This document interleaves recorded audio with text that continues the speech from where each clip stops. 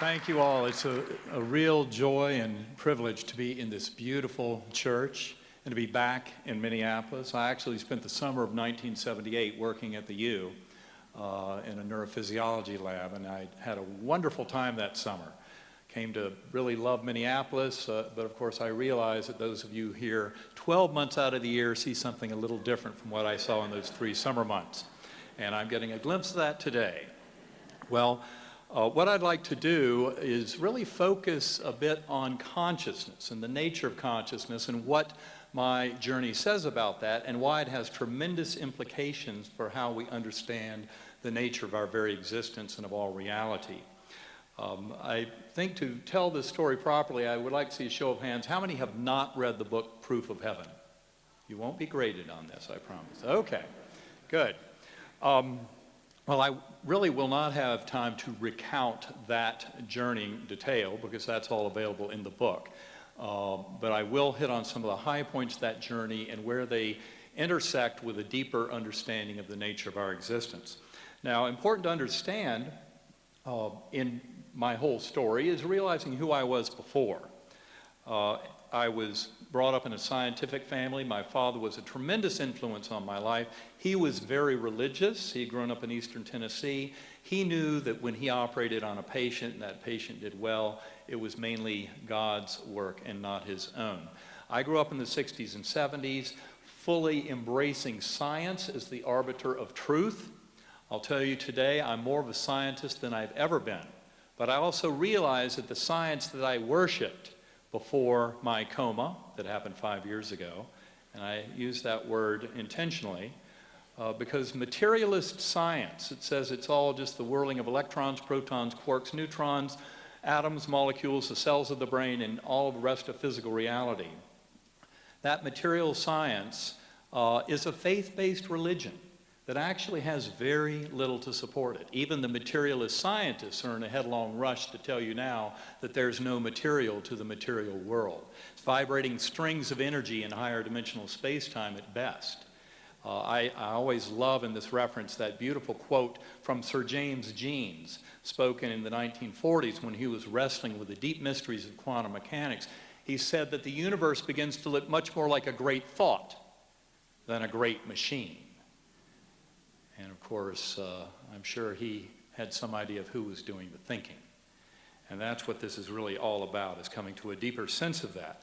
Now, the me before coma, as much as I wanted to believe in God and an afterlife and the power of prayer and all those things, in decades spent in neurosurgery, I found myself wondering, how does consciousness survive the death of the brain and body? And that, to me, was a big mystery that luckily I gained some tremendous insight into 5 years ago right now, because it was 5 years ago this week that I actually came out of a 7-day coma. Now, I think it's important to point out in terms of elucidating how little we actually know about consciousness, because I'd never really questioned it before, and some of my critics out there will say, well, Alexander's not even a neuroscientist, he's just a neurosurgeon. Okay. Well, in fact, they're right. There's not much we have to know about consciousness in neurosurgery, and we certainly don't have to get deeply into the mechanism of consciousness, but that is what is called the hard problem of consciousness, and I'll get back to that in a few minutes. It's important to point out, though, that, for example, we use general anesthesia. We've been doing that for more than 150 years, and yet there is no one on earth who can offer you the first sentence as to how general anesthesia seems to temporarily abate consciousness. I hope that gives you an idea how little we actually understand about the phenomenon of consciousness. Important to point out here, realization that I came to after my coma. Remember that all of experience, everything you've ever experienced in your existence since before you were born, is a model of a reality. It is a model based on the flickering of 10 billion neurons in your brain in a 3-pound gelatinous mass floating in a warm, dark bath. This is all just signals coming in time and space. We put it together and we say, you know, there's that reality out there. But that's why quantum mechanics presents us with such a deep and vexing mystery about the nature of that reality, because quantum mechanics drove the founding fathers, very brilliant physicists, into mysticism. because it demanded they come to a much deeper understanding of what consciousness and the mind and the observer truly is. And of course, that was something I never really questioned very much before my coma, but my coma experience showed me very clearly that I'd better get to some deeper answers about that.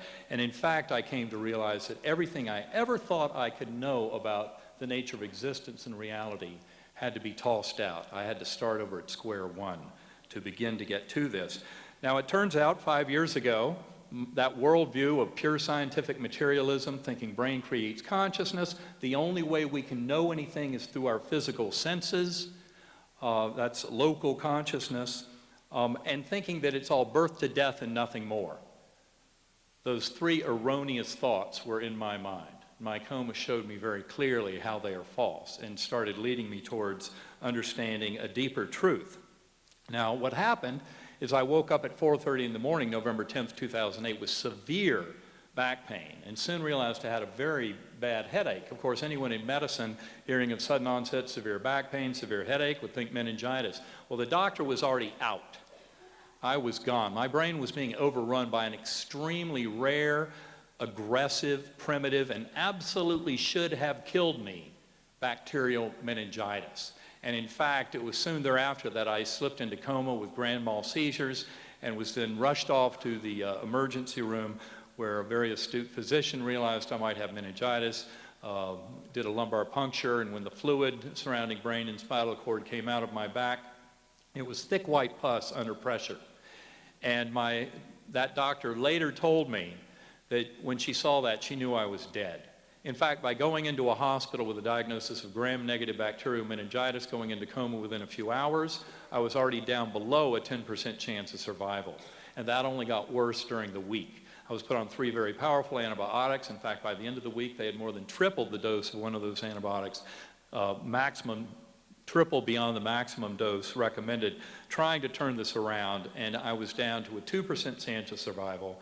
And that's why the doctors at the very end of that week, on a Sunday morning, day 7, recommended that it was time to stop the antibiotics and just let nature take its course.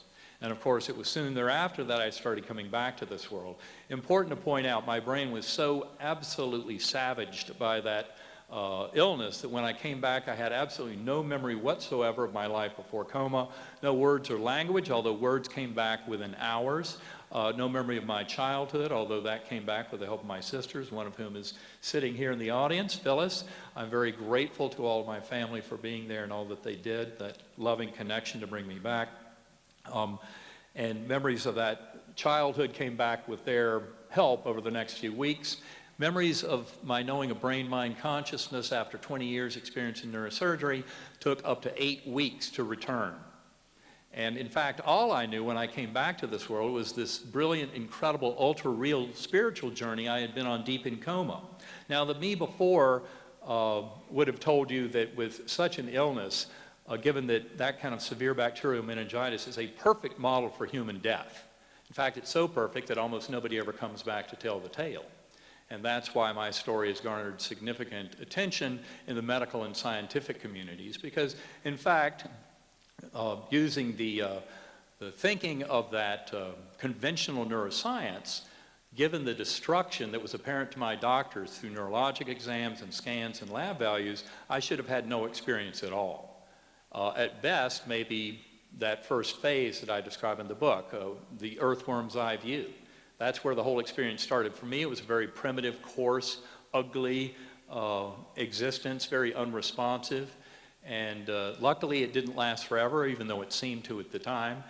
And I was rescued by a spinning white light, perfect, pure white light with fine white and gold filaments that opened up like a rip in the fabric around me into a lovely gateway valley, a perfect, ultra-real valley, lush with life. And I was moving up through it because I was a speck of awareness on a butterfly wing with millions of other butterflies, lots of souls dancing below us, joy and mirth, and beside me on the butterfly wing, a beautiful girl. And of course, she later provided the key, as those who have read the book will realize, the key that helped me to understand the reality of the journey. But that was 4 months after I came out of the coma. Deep in the middle of coma, her message to me was most assuring, and just to recall it now just gives me shivers because of the beauty and the joy and the all-encompassing love that was part of it. And she never said a word, this beautiful girl on the butterfly wing with sparkling blue eyes and high cheekbones, high forehead, wide smile, but her thoughts came straight into my awareness. And these I share with all of you because they are important for all of us. This is the central message. You are deeply loved and cherished forever. There is nothing you can do wrong in that realm. In a strict sense, we have the choice of free will that God gives us through that intense love God has for each and every one of us personally. And that's why it's such a gift, because God has to feel our pain even more than we do when we use that free will to forget our connection to the divine and to each other. And of course, there are a lot of other things we can do that involve learning lessons here, potentially pain and suffering to others, that we may have to learn residual lessons in a life review after we leave this world.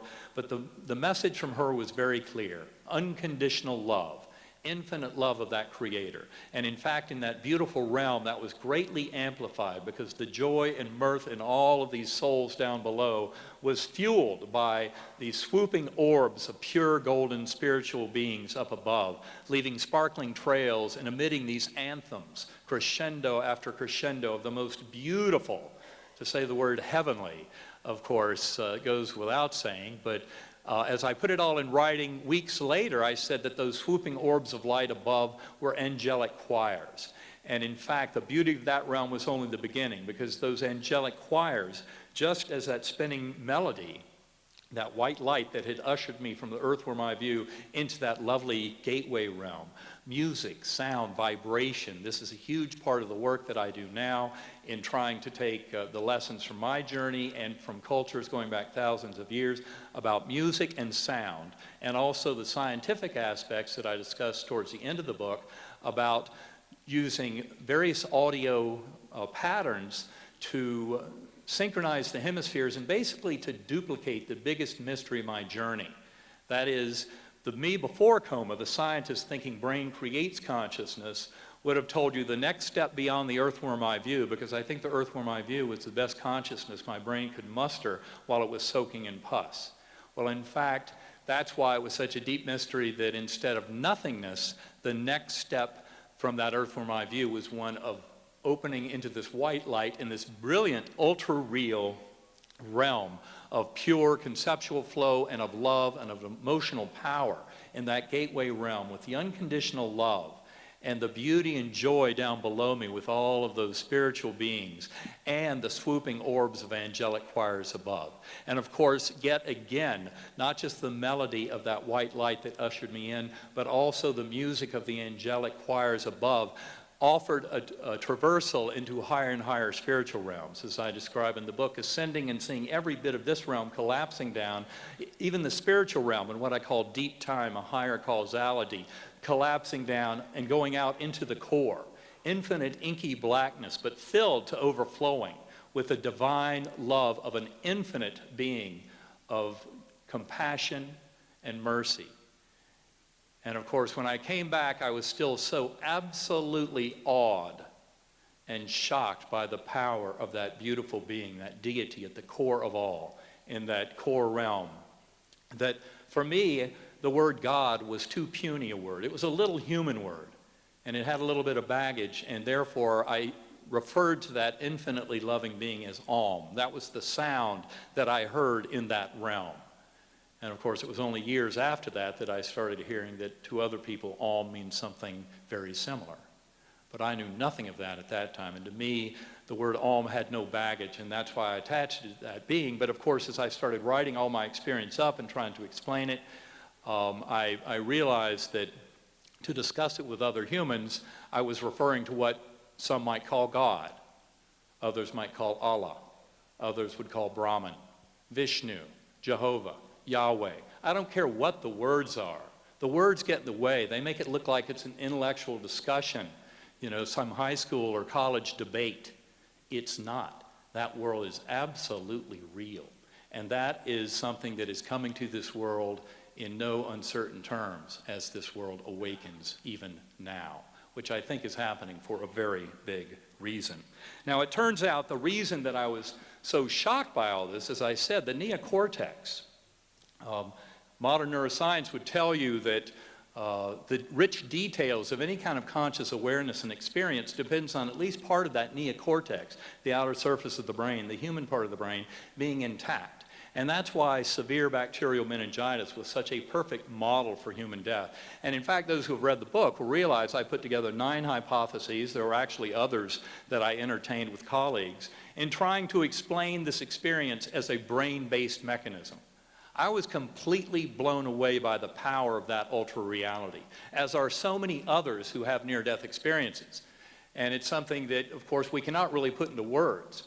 And that's part of the trouble of coming back and talking about a realm with butterflies and beautiful flowers and a beautiful girl and souls dancing in angelic choirs, is people are tempted to think, well, yeah, that's a trick of the dying brain.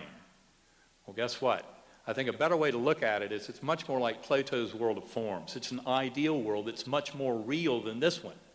It's the world on which this material universe is based. And it's a realm with which all of our souls are very familiar because we've all been there and we all go back there. And that is a crucial part of this understanding. Now, it turns out that initially when I came back, my doctors would tell me, well, you can forget about it. You know, your brain was way too sick, your neocortex was far too damaged, that was all some trick of the dying brain, it didn't really happen. But I knew something had happened. As I said, all of my knowing of brain-mind consciousness had been deleted. That only returned over about 8 weeks afterwards. And in the meantime, my doctors had kind of given me this clue. It had to be a brain-based trick.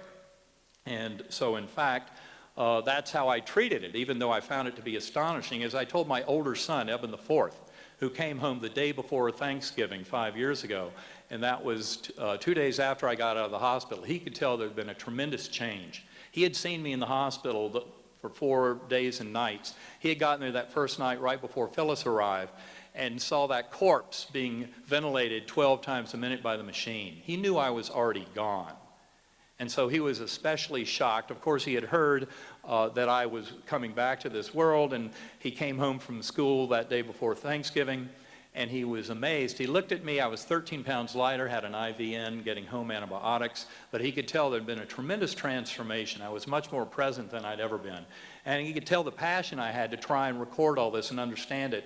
And of course, I wanted to read everything I could about near-death experiences, and he gave me the best advice I've ever received. He said, don't read anything about near-death experiences, physics or cosmology, until you've written down everything. So I spent the next 6 weeks or so writing 20,000 words of everything I could remember from deep in coma. The whole story was there in those first days when I came back. Every bit of it was there. And in fact, the evidence was there that it happened between days 1 and 5 of a 7-day coma. And that was a tremendous part of understanding. I think to try and pull this together, I do want to point out that what I went through after that time was trying to come to a deeper understanding of consciousness. Important to define here, consciousness is not the voice in our head.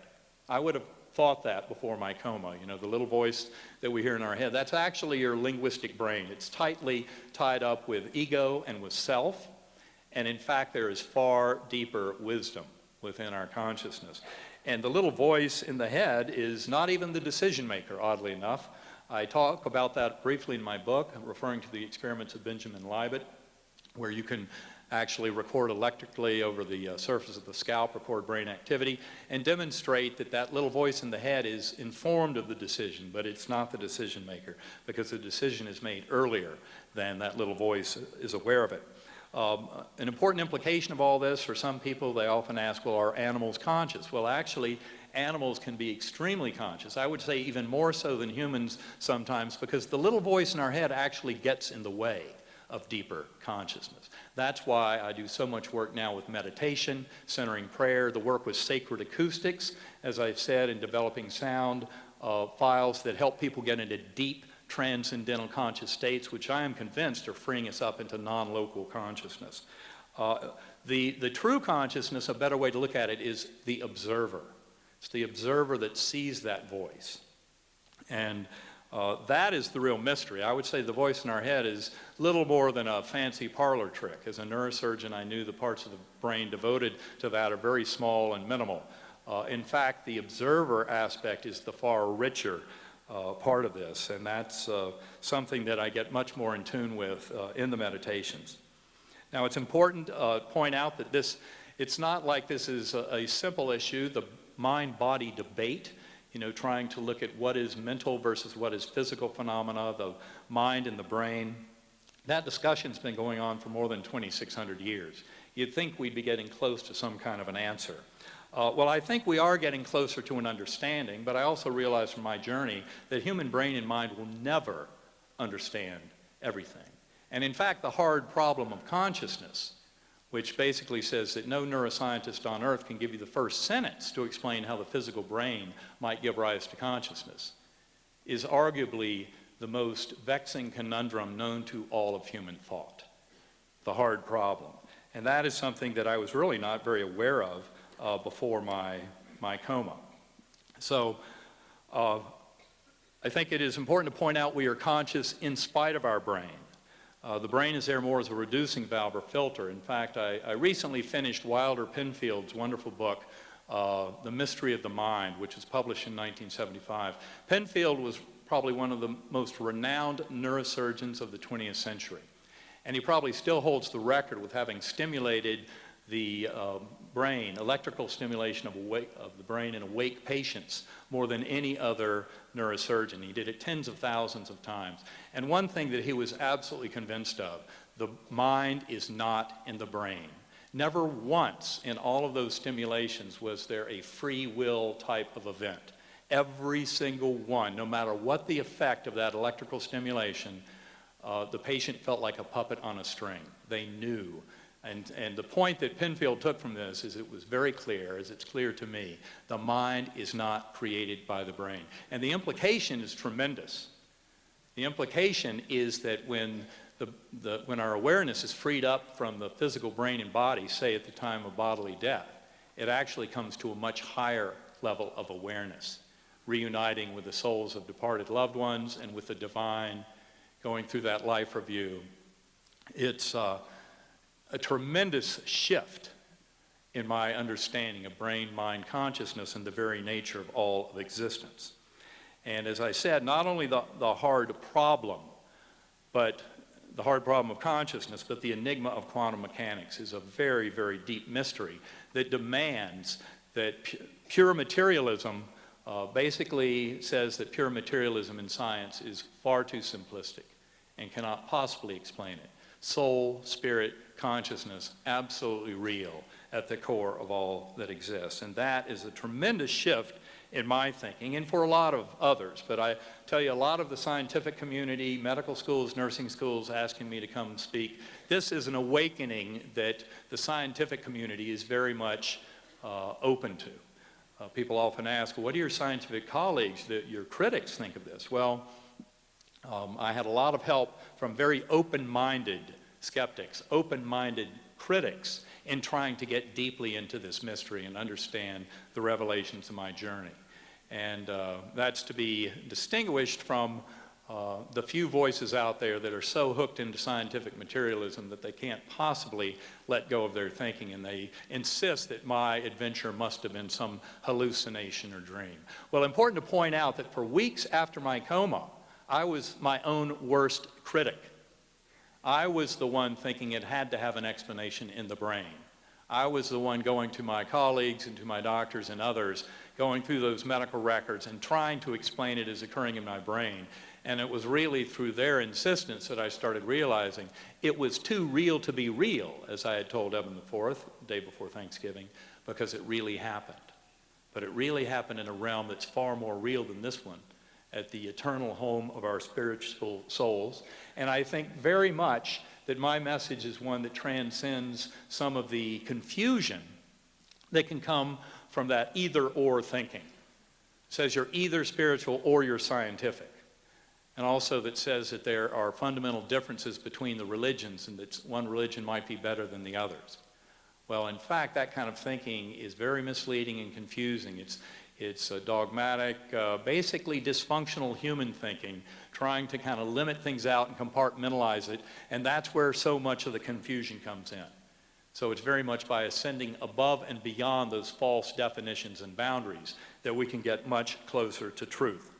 And in fact, I came to realize that pure materialist science is a dead end.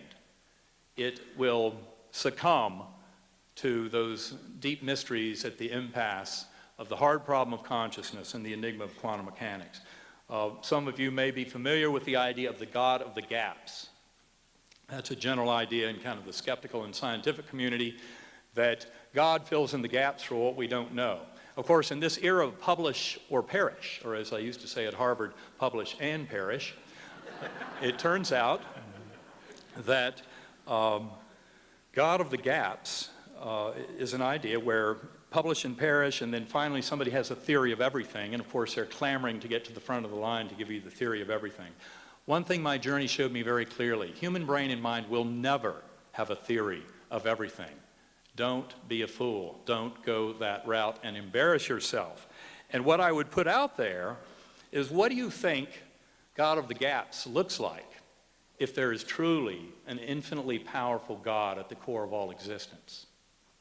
I would tell you that looks a whole lot like the hard problem of consciousness, the deepest mystery known to all of modern human thinking. And that should be a clue to us as to what's really going on here. Now, to know these truths, you don't have to die.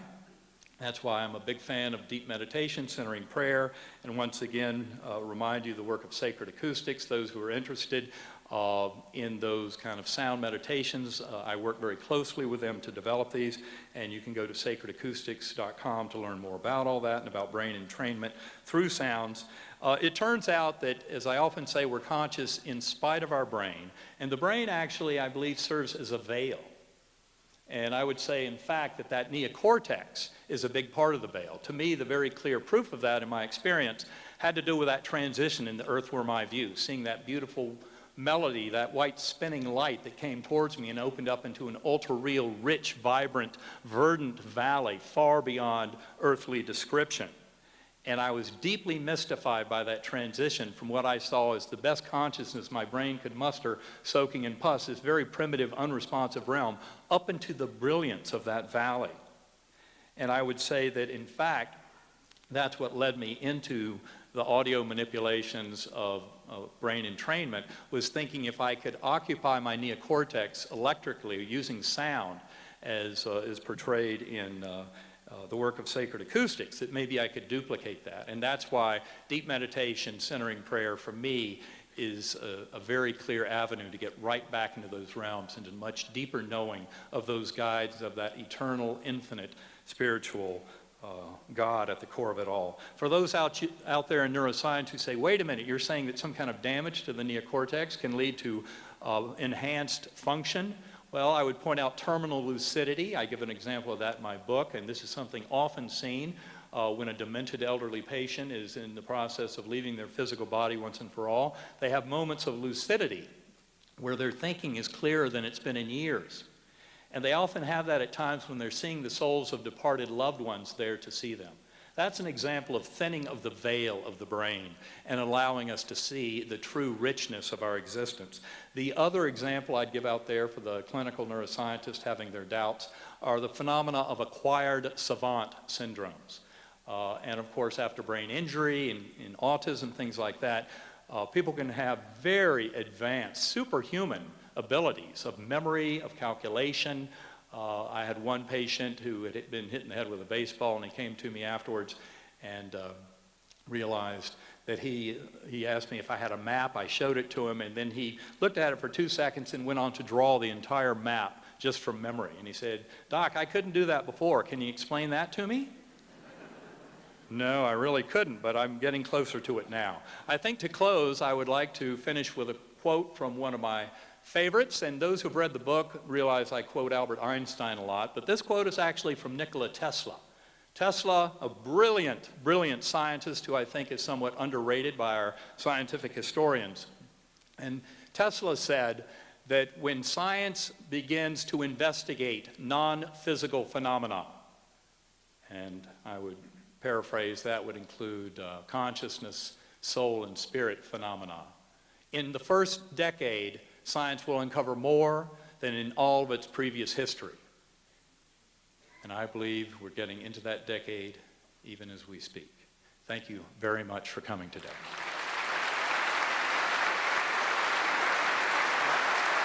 Well done. Thank you very much.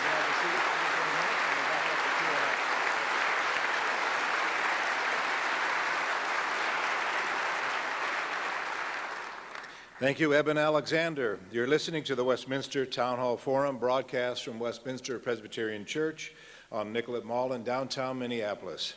I'm Tim Hart Anderson, Senior Minister of Westminster Presbyterian Church and moderator of the forum.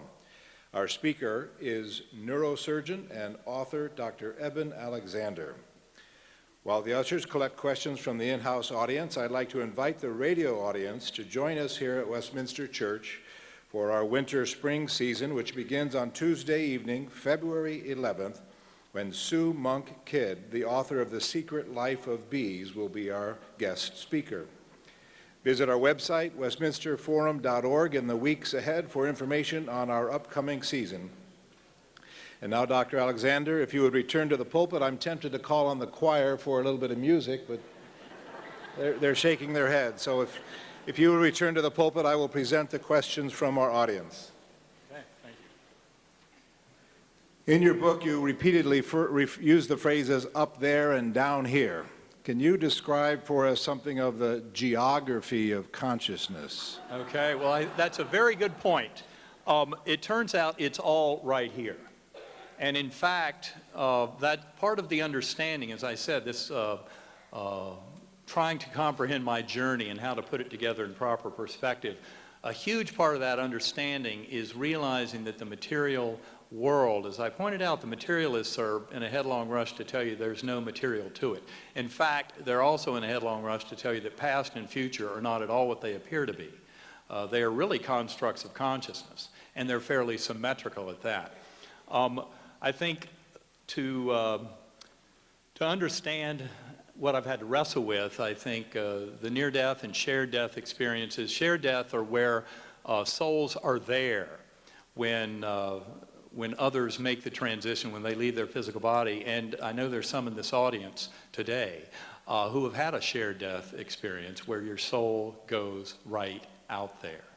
And of course, that's in a perfectly normal physiological setting. So it kind of blows all those little trivial non-answers that science has about bright light and the tunnel and all out the window when you start hearing about shared death experiences. But all of this reality that we see is not what it appears. And that, I think, is the important thing to understand. Heaven is right here. God is within us all. In fact, the divine spark in our consciousness that keeps us from being what in consciousness discussions is called a philosophical zombie. That is something that looks and acts and quacks just like a human but has no inner awareness. Is that divine spark? Is that God within us all? And so the short answer to your question is that geography involves everything being right here. And the mind is a hologram that's very, I would say, very much the same hologram as the universe. You describe in your book that millions of people have had near-death experiences. I wonder if we might try a little test in our audience here. How many of you have had or know of someone who have had a near-death experience? Could we see raising of hands? For the radio audience, I would do a quick calculation of 150 or so from the... Yeah. That's about 10% of the audience, probably. Right. Can you describe your interaction with you use the phrase the near-death community in terms of what you experienced and what others experienced in their near-death experiences? Well, I think the important thing to understand is we're trying to use earthly language to describe something that is very much not of this world. As I said, that gateway realm, even though it had earthly trappings with a beautiful girl and the butterflies and flowers and waterfalls and angelic choirs, was far beyond my ability to actually put into words. And that's why when I give a talk like this to fellow near-death experiencers, the communication far transcends the words themselves. In fact, I would say that a lot of our communication here today probably transcends the words themselves because of the reminding of souls of something they know deep down. And that's why I advise all to pursue that through their own meditation and centering prayer, because you can read the books and watch the DVDs and go to the presentations till the cows come home. If you don't go there yourself, some of these deeper truths, and of course much of it cannot be brought back into pure linguistic form, becomes apparent. So that's my recommendation. Did you experience regret at leaving that higher form of consciousness? Well, I think a beauty of my journey, one thing that I point out in many of the presentations, there's an atypical feature of my near-death experience in that I was amnesic I did not remember anything about Eben Alexander's life. In fact, words, language, every bit of that completely wiped out, which in some ways makes mine the exception that proves the rule. And it took me actually more than a year to get deeply into why and how that might have happened.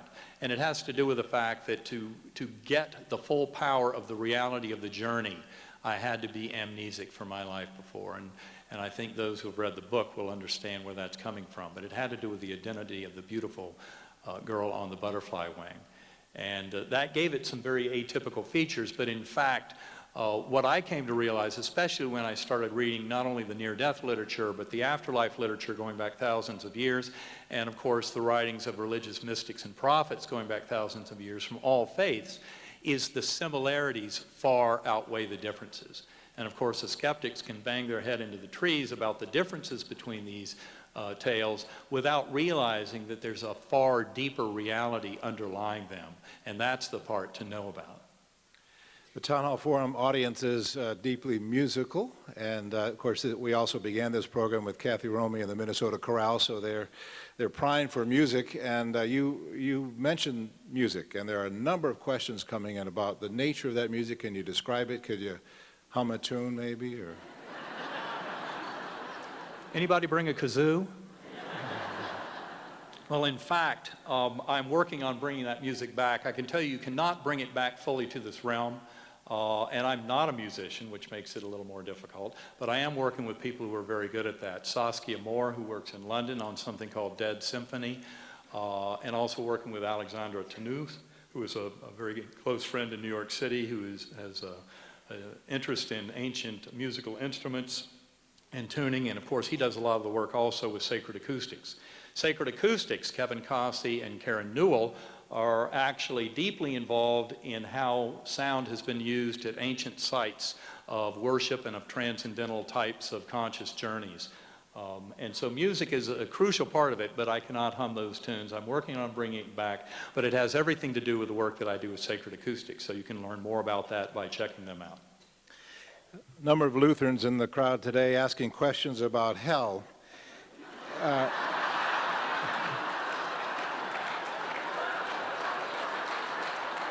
Yes, of course. Tell us about your concept of hell, having gone through what you went through. Well, you know, people would often ask me when I talked about that earthworm eye view, they would say, well, gosh, that sounds like hell or purgatory. I would think hell would be at least a little bit interactive. And that earthworm eye view was nothing of the sort. I came to realize, of course, the best way to look at that earthworm eye view is it was the best consciousness my brain could muster, soaking in pus. But it was very clear to me from my journey and from that all-powerful, all-loving deity, beyond words, beyond description. That love is something that is impossible to put into words. We can kind of slightly glimpse it. It's one of those beautiful values of a near-death experience, but again, you can all come to know this through deep meditation, centering prayer, exactly the same all-loving God. But coming back, it was clear to me that there was no eternal hell, because that God would not create an eternal damnation, you know, souls that would be doomed to an eternal damnation. But of course, it also points out that the eternity of our souls has everything to do with our being here to learn lessons. The lessons involve nothing more complex than loving ourselves, which is far more difficult than I realized before. Loving ourselves is actually the core problem with so much of the wrongs of this world, that we don't even love ourselves enough. We're reaching outside and trying to deserve and show ourselves worthy of that love that at some base level, as I pointed out in my book with my adoption history being put up for adoption, that I wrestle with that for so much of my life. And that love, loving ourselves, loving our neighbors, loving our enemies, it's all about that love, compassion, forgiveness. And of course, the life review, if we have any residual lessons to learn from this incarnation that has to do with not loving appropriately and handing out pain or suffering to others, the life review is where we get the final glimpse of that, because we have to live through the pain and suffering we've meted out to others, but we have to feel it on their behalf in a realm where it's far sharper and crisper than they ever had to feel it in this incarnation. So there's no need for an eternal hell. Your experience sounds a lot like the results of Alpert and Leary's drug testing years ago at Harvard. Any thoughts on the use of psychedelic drugs to awaken consciousness? Well, people would often approach me, and this is something I mention in the appendix of my book and the different neurological hypotheses about how this might have happened in my brain. Many people have come up to me and said, well, obviously, this is what happens when you release DMT, dimethyltryptamine. It's an endogenous transmitter in our brain that actually is a strong hallucinogen. And it's been put out there as one of the major theories to explain near-death experiences. Now, in my case, of course, DMT doesn't cut it because my neocortex, which is where the DMT would work, was greatly inactivated. So DMT could play no role. I went to a conference in Madison, Wisconsin a year and a half ago that was a two-day conference on the bioethics of death. The first day was on near-death experiences. Surprising to me, the second day was on psychedelic drug experiences. And I think there are some parallels. I think there are lessons that can be learned from those drugs, but my strong advice to most people out there, and especially the young getting into this, is meditation is a far cleaner way of getting to these truths. I think the splash that happens with some of the psychedelic drugs is so extreme that it's very hard to come back with the message because it gets so corrupted by the tremendous splash in the neurochemistry induced by those psychedelic drugs.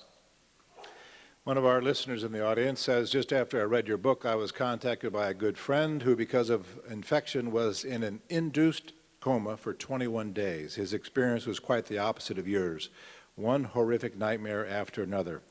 Can you shed some light on that? Are all comas the same?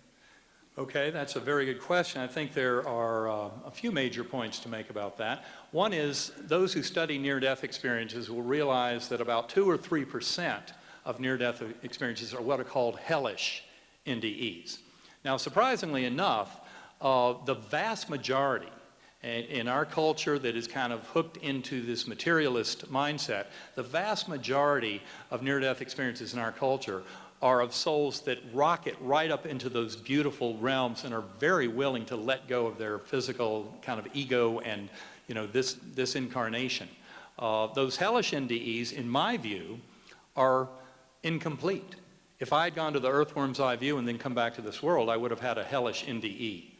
And that is my interpretation, is that that they are simply incomplete, and that the vast majority is I would like to assure each and every one of you, the message is very sincere and very powerful. You are deeply loved.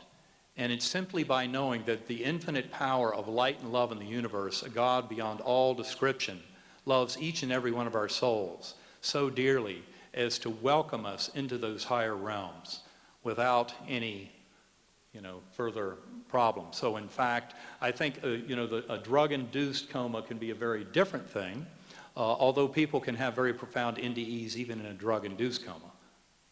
Was your experience time-dependent? If your coma had lasted only 1 day instead of the 7, do you think you would have experienced something different?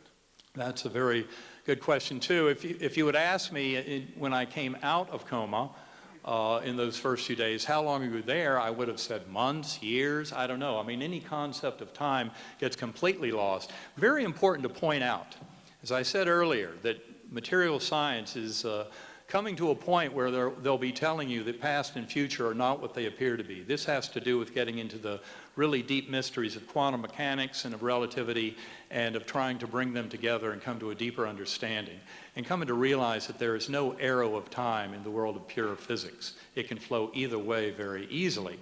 And I think what was clear to me is that time flow in that higher realm, in that spiritual realm of the gateway and the core, is completely independent of time here. We live in this kind of molasses-like river of time, and we feel like we just float along without any control. But it's important to understand when people discuss those life reviews and go through those moments of their life of good and bad where they still have residual lessons to learn, that those are not some vague sepia-tinted memory. They're sharp, crisp, clearer than when they were lived in this material realm. That is an important clue. That time flow in that higher realm, and it also explains so much about near-death experiences. For example, the terminal lucidity case that I present in my book with a very good friend who was the head of a neurosurgery, neuroscience department, who was there with his own father who passed over and was welcomed by the soul of his mother. That would be the grandmother of my friend, who had departed 65 years earlier. I promise you she was not watching the clock waiting for him. That's an important thing to get. Causality and deep time, totally different from this. This is the stage on which the drama is to unfold. It's very cleverly constructed, and it's here for a reason. We're supposed to have faith in that eternity of souls, in that afterlife realm, in that heaven, in that dwelling place of the divine, and not know it as clearly as the moon rising in the sky every night. That's for a reason. This is soul school. Why wasn't this more obvious to you before the coma? The rest of us are unlikely ever to have a coma in this sort of N.D.E. Well, that's exactly why in the book I try and take it well beyond my own personal journey and much more what it points out about consciousness, the nature of consciousness, the enigma of quantum mechanics, and the hard problem that basically points out that giant white elephant in the room of conventional neuroscience that would put out, okay, the brain creates consciousness and we can only know what we know through our limited physical senses. Well, in fact, I saw very clearly that those are absolutely false. And to the scientists in the crowd who want to pursue it more deeply, especially about non-local consciousness, how we can know things far away from us in space and time, remote viewing, telepathy, psychokinesis, past life memories in children, the list goes on. And I would steer people to Eternia, eternea.org. That is listed at the end of my book, and that's a site that educates the public about frontier science, about how spirituality and science strengthen each other, and the physics of consciousness. It also, at eternia.org, is a beautiful place for millions to share their own story, to tell your own spiritually transformative experience, not just near-death experiences, but far beyond that. And this is really about an awakening of science and really of this whole world that I would say is clear in reviewing the destiny of humanity over the last 6,000 years, that we're at a point that was very predictable. Have you or any of your colleagues changed their practice of letting nature take its course because of your experience? Well, I would say that I have come to see healing in a completely new way, a much more enlightened view that sees each and every one of us as physical, mental, emotional, and spiritual and divine beings, that our consciousness is all one, that learning the lessons here has to do with seeing the hardships in life, and that of course includes disease and injury, that these are gifts, they're opportunities for growth. And that is what our soul is doing here, is learning from those hardships. And the old saying, God never gives us more than we can handle, I believe at some level is true. And I promise you that for the depths and darkness of the valley that you may walk through is matched by the brilliant light and love that comes from the lessons that are learned there. You described how some of the scientists, the skeptical reaction you've gotten from, and critical reaction from scientists. What kind of reaction do you get from clergy to your comments? Well, I would say I feel that I'm being very much embraced by clergy. Again, my message is very clear, that infinitely loving God, that God loves Christians, Jews, Muslims, Hindus, Buddhists, skeptics, atheists, bloggers. That God loves all. That God loves all life. And that's what we are all here to do. And anything that teaches separatism and divisiveness and conflict is wrong. It's twisted. It's dysfunctional human control over other humans, has nothing to do with the original messages of those prophets.